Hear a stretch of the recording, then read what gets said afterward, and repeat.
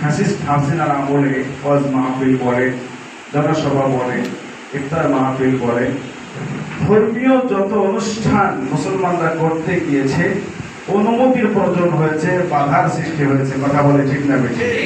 ঢাকা বিশ্ববিদ্যালয়, জগন্নাথ বিশ্ববিদ্যালয়, খুলনা বিএল কলেজে, বিভিন্ন কলেজে ছাত্রদেরকে ইফতার মাহফিল করতে যে আমরা দেখেছি এই ফ্যাসিস্টদের পেটোয়া বাহিনী, ছাত্রলীগ, যুবলীগ, কুত্তালীগ, এরা সকলেই ছাত্র জনতার উপরে, মুসলমানদের উপরে ইফতার মাহফিল হামলা চালিয়ে তাদের রক্তাক্ত করেছে। কথাটা ঠিক না বেশি? আজকে 5ই আগস্ট 2024 ছাত্র জনতা এবং ওলামায়ে কেরামের গণবিপ্লবের মাধ্যমে ফ্যাসিস্ট হাসিনা বিদায় নিয়েছে। হাসিনা বিদায় নেওয়ার পরেই যে আমরা মুক্ত স্বাধীন হতে পেরেছি, আপনারা ভাবলেও আমি ভাবতে পারিনি। কারণ আমরা 5ই আগস্টের আগে যে পরিমাণ কষ্টে ছিলাম, যেই পরিমাণ জুলুম নির্যাতনের সম্মুখীন হয়েছে, তার থেকে এখন কিন্তু কোনো অংশে কম নাই। একটা সুযোগ পেয়েছি, মাহফিল হচ্ছে, তারপরেও তো শেষের দিকে বর্তমান যারা ফ্যাসিস্ট এরা কিন্তু শেষের দিকে শীতকালে মাহফিলও বাধা সৃষ্টি করেছে। করেছে না করে নাই? আওয়াজ করে বলে করেছে না করে নাই? তাহলে বোঝা যাচ্ছে এক ফ্যাসিস্ট দাঁড়িয়েছি, আর এক ফ্যাসিস্ট এসে জায়গা দখল করার চেষ্টা করছে। এই মুহূর্তে যদি এদেশের ওলামায়ে কেরাম, ইসলামপন্থীরা চিন্তা না করে, তাদের বিবেকের দুয়ার উন্মুক্ত না হয়, তারা জাগ্রত না হয়, তাহলে আগামী দিনে বাংলাদেশের মুসলমানদের অবস্থা আরো ভয়াবহ হওয়ার সম্মুখীন। কথা বলে ঠিক না বেশি? প্রিয় হাজিরিন, আমরা বাংলাদেশে 90% মুসলমান বাস করি। আমরা সকলেই আল্লাহকে ভালোবাসি, রসুলকে ভালোবাসি, কোরআনকে ভালোবাসি। বড় দুঃখজনক ব্যাপার হলো, সত্য কথা, আমাদের অন্তরে এই 3টা জিনিসের ভালোবাসা আছে। আল্লাহর ভালোবাসা আছে, রসুলের ভালোবাসা আছে, কোরআনের ভালোবাসা আছে। কেন যেন আমার ব্যক্তি জীবন পরিচালনা করার ক্ষেত্রে, আমার সমাজ পরিচালনার ক্ষেত্রে, রাষ্ট্র পরিচালনার ক্ষেত্রে এই 3 জনের আইনকে আমরা গ্রহণ করতে চাই। আল্লাহর আইন দিয়ে আমরা ব্যক্তি জীবন চালাতে চাইনি, আমরা আল্লাহর আইন দিয়ে সমাজ চালাতে চাই, রাষ্ট্র চালাতে চাইনি।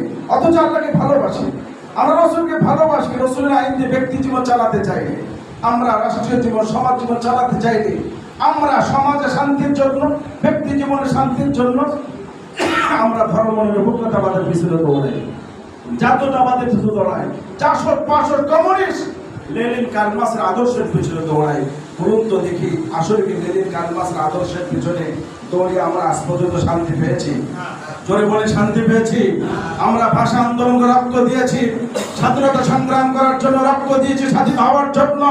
স্বাধীনতা সংগ্রাম হয়েছে আর 56 বছর হয়ে গেল, এদেশের 18 কোটি মুসলমান শান্তির মুখ দেখতে পারে নাই। আল্লাহ পাক সুবহানাহু ওয়া তাআলা বলেছেন, খেলাফত মিনহাজুন নবুওয়ার মধ্যে শান্তি রয়েছে। আল্লাহ রাসূল সাল্লাল্লাহু আলাইহি ওয়াসাল্লাম খুনেদারা সমাজ ব্যবস্থার পরিবর্তন করেছিলেন মাত্র 23 বছর সংগ্রামের মাধ্যমে। আপনারা বুকে হাত দিয়ে বলুন তো, খুনেদারা সমাজ ব্যবস্থার পরিবর্তন হয়েছিল 23 বছরে। 23 বছরে যে সমাজ পরিবর্তন হয়েছিল, ওই সমাজে কি ডাকাত ছিল? একটু জবান ছেড়ে জবাব দেন। ডাকাত ছিল, সন্ত্রাস ছিল, খুনি ছিল, হাইজ্যাকার ছিল, ধর্ষক ছিল। রসুল সেই 23 বছর সংগ্রাম করে যেই সমাজ প্রতিষ্ঠা করেছেন, তার ফল এখনো আরবের মানুষ ভোগ করছে। এখনো আরবে সন্ত্রাস নাই। আপনি জেদ্দাহ থেকে নেমে মক্কায় যাবেন, রাত 3টায়, 5টায়, 2টায়, আপনি যখন যান না কেন কোনো সন্ত্রাসের ভয় নাই, চুরি ডাকাতির ভয় নাই, আপনার মাল লুণ্ঠন করবে এই ভয় নাই। আপনি মানিব্যাগটা ফেলে দিয়েছেন, রাস্তায় পড়ে গিয়েছে, আপনার মানিব্যাগটাকে তুলে পকেটে নেবে এই ভয় আপনার সৌদি আরবে নাই। কাবার চত্বরে আপনার ব্যাগ হারিয়ে গিয়েছে, ব্যাগটা কেউ নেবে, আত্মসাৎ করবে, সেই সুযোগ নাই। রসুল 23 বছর যে সমাজ পরিবর্তন করে একটা সোনালী সমাজ উপহার দিয়েছিলেন। হাদিসের ভাষায় যে সমাজকে বলে খায়রুল কুরুনি কারনি সুম্মাল্লাযিনা ইয়ালুনহুম সুম্মাল্লাযিনা ইয়ালুনহুম। আমার আল্লাহ কোরআনে বলেছেন, ইম্মা ইয়াতিয়ান্নাকুম মিন্নি হুদান ফামান তাবিআ হুদায়া ফালা খাউফুন আলাইহিম ওয়ালা হুম ইয়াহজানুন। খোদার কসম করে বলি, যদি বাংলাদেশের মানুষ আগামীতে শান্তি প্রতিষ্ঠা করতে চায়, তাহলে জাতীয়তাবাদ বাদ দিতে হবে, ধর্মনিরপেক্ষতাবাদের মুখে লাথি দিতে হবে।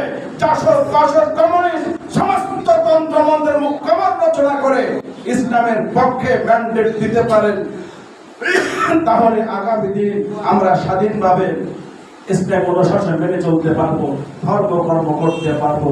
তা না হলে যদি শান্তির আশায় আবার ধানের শীষ ঘাড়ে নেন, আবার কিন্তু বিপদ সামনে। আপনার নৌকা ধানের শীষ দুই দুই সাপের একই বিষ। আমি বলি কোন এপিটার ওপিট, ওদের মধ্যে ইসলামের পক্ষে কোনো দরদ নাই। ওরা মুসলিমদেরকে ব্যবহার করে তাদের স্বার্থ চরিতার্থ করার জন্য। মোহতারাম হাজরিন, আল্লাহ পাক সুবহানাহু ওয়া তাআলা আমাদেরকে সৃষ্টি করেছেন, গাইডলাইন দিয়েছে, সেটা কোরআন শরীফ। আমরা কোরআন শরীফের বিকল্প কোনো পথ গ্রহণ করতে রাজি নাই। রাজি আছেন আপনারা?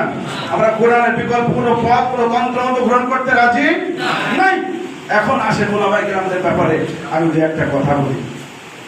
সর্বযুগে কিন্তু যারা কুরবানি আর ত্যাগ স্বীকার করেছে তাদের মাধ্যমে কিন্তু ইসলাম প্রতিষ্ঠা হয়েছে। ইসলাম জিন্দা হতা হয় আর কারবালা কে বাদ। কারবালা ছাড়া ইসলাম প্রতিষ্ঠা হয় না। কিন্তু আমরা ভিন্ন ভিন্ন ভাবে আমরা ইসলাম প্রতিষ্ঠার চেষ্টা করছি। আমরা যে যে দল করি সেই দল এবং সেই দলের গঠনতন্ত্রের উপরে মজবুত থেকে, অটল থেকে আমরা সবাইকে আহ্বান করছি ইসলাম প্রতিষ্ঠার ব্যাপারে। আচ্ছা বলুন তো দেখি, আমি যদি আমার আদর্শের উপরে দাঁড়িয়ে থেকে খেলাফত মজলিসকে ডাক দেই, ইসলামী আন্দোলনকে ডাক দিই, জামাত ইসলামকে ডাক দিই, তাহলে কি তারা আসবে? যদি আসে তাহলে তো আমি ওই দলের অনুসারী হয়ে গেলাম। ইসলাম প্রতিষ্ঠার ক্ষেত্রে আমাকে চূড়ান্ত পর্যায়ে ত্যাগ স্বীকার করতে হবে। যদি আমার নিজের স্বার্থ জলাঞ্জলি দিতে না পারি, সে যত বড় দল হোক, ঐক্যের ক্ষেত্রে যখন আমি ছাড় না দিব, কখনো ঐক্য হওয়া সম্ভব নয়। কথা না ঠিক না বেঠিক? আমি জনতা মনে করছে যে হুজুর ঐক্য হয়ে গেছে। আমি যতটুকু দেখছি 5 আগস্টের পরে ঐক্যবদ্ধ হওয়ার ব্যাপারে বাংলাদেশের ইসলামের রাজনীতির কেন্দ্রীয় নেতৃবৃন্দ এখনো পর্যন্ত কোনো বৈঠক করে নাই। এর দ্বারা আমি স্পষ্ট বলতে, আমার মতের সাথে আপনি একমত হবেন কিনা জানি না, ঐক্যবদ্ধ হয়ে ইসলাম প্রতিষ্ঠার ব্যাপারে আমাদের কেন্দ্রীয় লিডিং যারা, কেন্দ্রীয় নেতা যারা, তারা আন্তরিক নয়। তারা তাদের নিজের দলের মতের উপরে তারা মজবুত আছে, স্বার্থকে জলাঞ্জলি দিতে চাচ্ছে না। কথাটা ঠিক না বেঠিক আমার ভাইয়েরা? আমি মৌলানা সাজেদ সাফর ভাই আছে, জামাতের পৌর নেতৃবৃন্দের সাথে আমার একদিন কথা হয়েছিল জীবন বলে যে আমরা ইসলাম প্রতিষ্ঠার ক্ষেত্রে আমরা কেউ কারো বিরুদ্ধে বলবো না।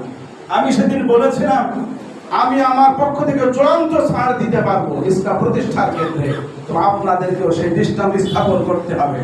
আপনি মুখে আমাকে বলছেন আমরা আপনার বিরুদ্ধে বলবো না, মঞ্চে দাঁড়িয়ে আপনি আমার বিরুদ্ধে বলবেন, এটা বেঈমানি ছাড়া কিচ্ছু নয়। কথাটা ঠিক না বেঠিক?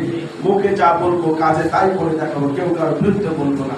এখন যদি আমরা প্রত্যেক ইসলামী দল এক প্ল্যাটফর্মে আসতে না পারি, আগামীতে আমাদের কপালে কষ্ট আছে। আওয়ামী লীগ যা করেছে তার থেকে দ্বিগুণ হবে। কথাটা ঠিক না বেঠিক?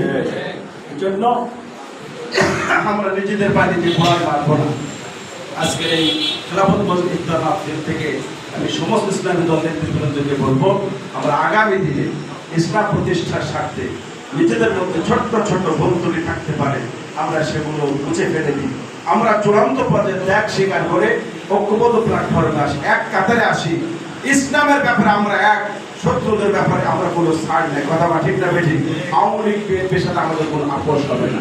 আগে আওয়ামী লীগ দখল করে খাচ্ছিল, এখন বিএনপি দখল করে খাচ্ছে। কি হয়েছে? কিছুই তো হয় না। কি হয়েছে? আপনার ভাইকে কি পেয়েছেন আপনি? কিছুই পান নাই। আগেও আছে, এখন তাই আছে, শুধুমাত্র পট পরিবর্তন হয়েছে। এই জন্য আমি আপনাদের সবাইকে ঐক্যবদ্ধ প্ল্যাটফর্মে এসে ইসলাম প্রতিষ্ঠার আহ্বান জানিয়ে আমি আমার বক্তব্য শেষ করছি এবং হেফাজত ইসলাম বাংলাদেশ